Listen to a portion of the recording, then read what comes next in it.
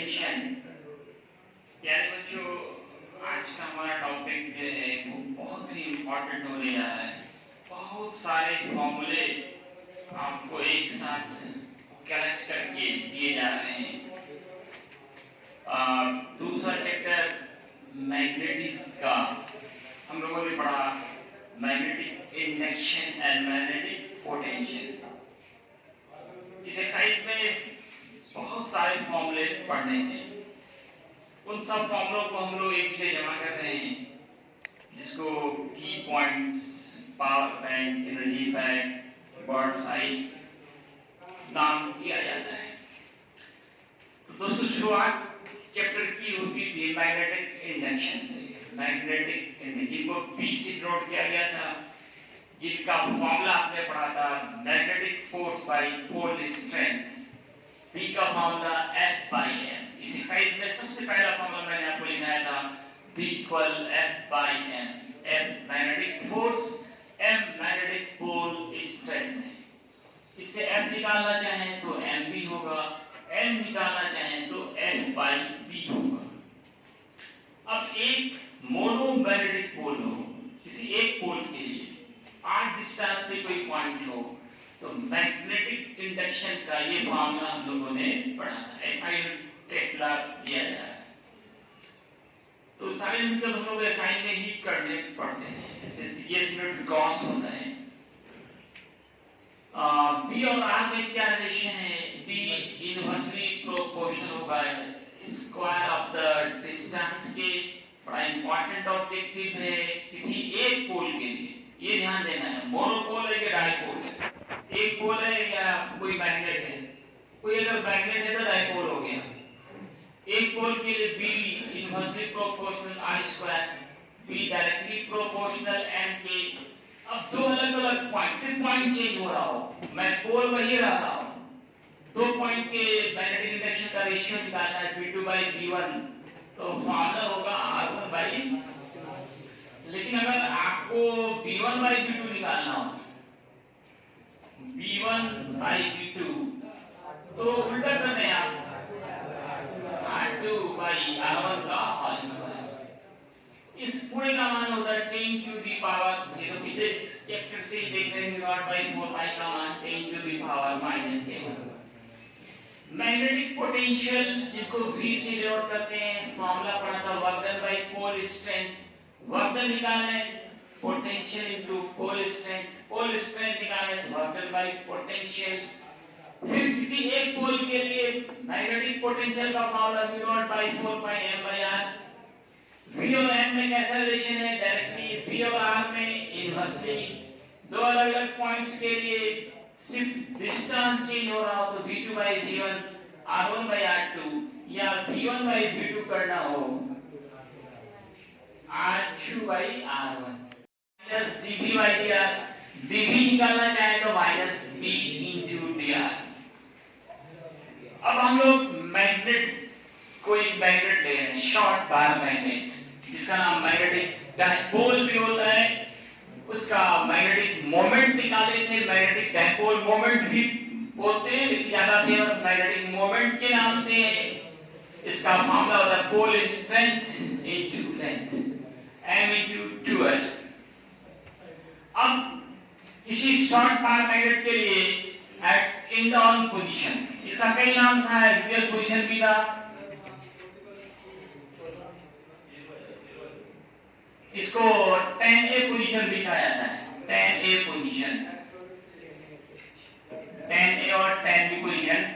आप जब गैल्वेनोमीटर पढ़ेंगे तो वहां पे देखा जाएगा 10A पोजीशन क्या होता है, 10B क्या होता है। इन डाउन पोजीशन को 10A पोजीशन कहा जाता है, एक्सियल पोजीशन कहा जाता है, इन डाउन पोजीशन कहा जाता है। इसमें मैग्नेटिक इंडक्शन का फॉर्मूला पढ़ा था आपने, ये सब फॉर्मूला प्रूफ करके दिखाया गया है। B in down V0 by 4 pi 2M by R3। Broad position, इसका बहुत सारा नाम था, equatorial position, equatorial position, 10B position.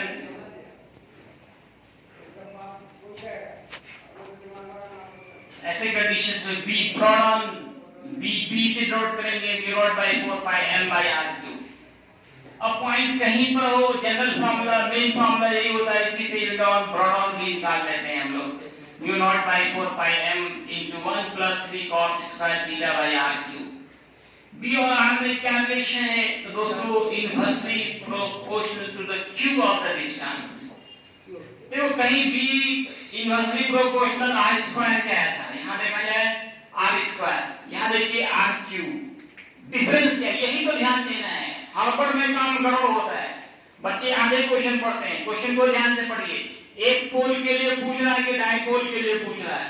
एक पोल के लिए तो b प्रोपोर्शनल और बाय r स्क्वायर, लेकिन कोई डाइपोल है या छोटा सा मैग्नेट है तब वहां b इनवर्सली प्रोपोर्शनल होगा r क्यूब के, या b प्रोपोर्शनल और बाय r क्यूब की, कहीं r स्क्वायर कहीं r क्यूब। ये तो ध्यान देना होगा, एक पोल के लिए पूछ रहा है कि डाइपोल के लिए पूछ रहा है। b और m में फिर रिलेशन डायरेक्टली प्रोपोर्शनल का दो अलग-अलग पॉइंट्स के लिए b2 by b1 r1 by r2 का होल क्यूब करेंगे। अगर उल्टा हो b1 by b2 तो यहां पे पलट देंगे r2 by r1 करेंगे। अगर क्या हो, मान लो b1 by b2 पूछा तो क्या करेंगे, r2 by r1, इनवर्सली है इसलिए उल्टा हो जाएगा। b इल्ड ऑन और b ब्रॉड ऑन में क्या रिलेशन है? इल्ड ऑन में ब्रॉड ऑन का डबल होगा, ब्रॉड ऑन में इल्ड ऑन का आधा होगा। अब हम मैग्नेटिक पोटेंशियल की बात करते हैं। DC magnetic potential at end on position, axial position, formula आपने पढ़ा है mu naught by 4 pi m by r square. Broad on position पे पोटेंशियल, चाहे इलेक्ट्रिक पोटेंशियल हो मैग्नेटिक पोटेंशियल हो, वो हमेशा जीरो होगा। एनीवेयर में formula mu naught by 4 pi m cos theta by r square. फिर पोटेंशियल और डिस्टेंस के बीच का क्या रिलेशन है? Inversely proportional to the square of the distance. किसके लिए? किसी भी एक मैग्नेट के लिए। लेकिन एक पोल के लिए बात करें तो वहां क्या देखा, b प्रोपोर्शनल 1 by r, कहीं 1 by r है, कहीं 1 by r स्क्वायर है। ये डिपेंड करे एक पोल है कि डाइपोल है। एक पोल है तो 1 by r है, और डाइपोल है या कोई शॉर्ट पाथ मैग्नेट है तो 1 by r स्क्वायर है। v और m में क्या रिलेशन है? डायरेक्टली प्रोपोर्शनल का दो अलग-अलग पॉइंट्स का निकालना है, v2 by v1, तो r1 by r2, या अगर v1 by v2 करना चाहें तो फिर यहाँ उल्टा करेंगे, यहाँ r2 by r1।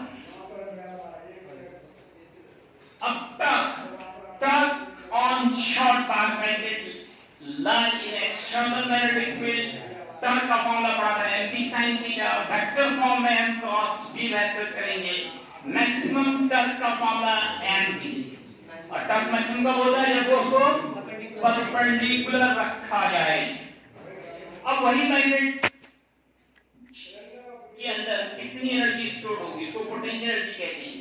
किसी मैग्नेट को किसी एक्सटर्नल मैग्नेटिक फील्ड में रखा जाए तो उसके अंदर जो पोटेंशियल एनर्जी स्टोर हो जाती है उसका general formula mv cos theta और माइनस cos थीटा 2 था। जनरली शुरू में हम लोग 90 डिग्री पे रखते हैं, बाद में ये घूम जाता है। तो थीटा 1 अगर 90 ले लें, थीटा 2 को थीटा मान लें, cos 90 0, थीटा 2 क्या हो गया थीटा, तो फॉर्मूला इक्वल टू क्या हो जाएगा माइनस mv cos थीटा। कभी हो सकता है कि शुरू में एक पैनल रखा, बाद में घूम गया थीटा एंगल से, तब फॉर्मूला चेंज हो सकता है, वहां पे cos 0 1 हो जाएगा, 1 माइनस cos थीटा हो जाएगा। तो क्वेश्चन पे डिपेंड करता है। जनरली एक एंगल लिया जाए तो इस फॉर्मूले का यूज करते हैं। टाइम पीरियड का भी फॉर्मूला हम लोगों ने डिराइव किया था 2 pi root under i by m। i यहां मोमेंट ऑफ इनर्शिया है, मास ना समझे, i से क्या है मोमेंट ऑफ इनर्शिया। i से करंट नहीं है, यहाँ पे मोमेंट ऑफ इनर्शिया, जड़त्व आंखों में बोलते हैं। स्क्वायर अगर कर दें दोनों तरफ तो t square 4 pi square i by m भी। m निकालना हो t स्क्वायर को नीचे भेजो, p निकालना हो ना नीचे ही में इसी को क्वेश्चन घुमा घुमा के निकाले जाते हैं, फॉर्मूले निकाले जाते हैं, आपको पूरा कांसेप्ट चाहिए। अब दो मैग्नेट थीटा एंगल पे, मान लो ये दो मैग्नेट हैं और दोनों के बीच का एंगल क्या है थीटा एंगल पे। इस तरह से दो मैग्नेट रखे हुए हैं, एक का मैग्नेटिक मोमेंट m1 हो, दूसरे का m2 हो। तो रिजल्टेंट का मान निकालने के लिए वेक्टर रूल ऑफ एडिशन से जो फॉर्मूला आया था पहले radiogram loss a square plus b square plus twice a cos theta उसको पुट करेंगे जो कि magnetic moment is a vector quantity. तो यहाँ पे वेक्टर रूल हम लोग लगाएंगे। इस मामले में काफी न्यूमेरिकल है, एम्पिरिकल का जो आज के चैप्टर है उसी में इससे ज्यादा सवाल है इसी मामले पे। अब एक ही पोल पे बहुत सारे पोल्स मिलकर आप वहां पे फोर्स लगा रहे हो किसी यूनिट ऑफ पोल पे, तब नेट मैग्नेटिक इंडक्शन निकालने के लिए, क्योंकि magnetic induction is a vector quantity, तो सारे के मैग्नेटिक इंडक्शन को निकालकर सबको वेक्टर फॉर्म में कन्वर्ट करके तब जोड़ना पड़ता है। वेक्टर सम के बराबर होता है। इसका नाम था सुपरपोजिशन थ्योरम, जो इलेक्ट्रिसिटी के पहले चैप्टर में पढ़ा था, वही रूल्स यहाँ पे लगेंगे। अब इतने सारे फॉर्मूले को याद करने हैं और फिर न्यूमेरिकल्स बनाने हैं। और कोई न्यूमेरिकल बनाया इतना फॉर्मूला याद हो तो फिर सिर्फ फॉर्मूला बेस्ड न्यूमेरिकल है, कोई दिमाग नहीं है, हर कोई न्यूमेरिकल बना के आए। ठीक है दोस्तों, इतना ही है।